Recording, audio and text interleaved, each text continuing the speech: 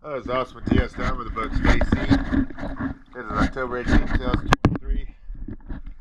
I got the old bonding wire off on your port side. Tried to install just a smaller, thinner wire one with two eyelets on the bolt. It wasn't long enough. It just popped out of the grooves trying to make it long enough. Popped out of the where the wire connects into there. But I'll show you all that. Let's go have a look at it.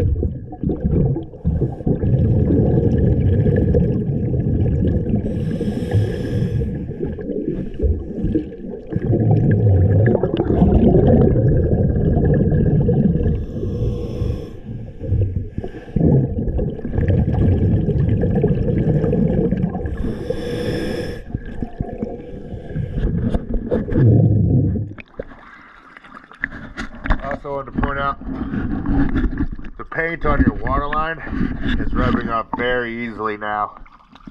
There's parts where you can just take it off with your glove. Other than that, the bottom paint's still looking pretty good.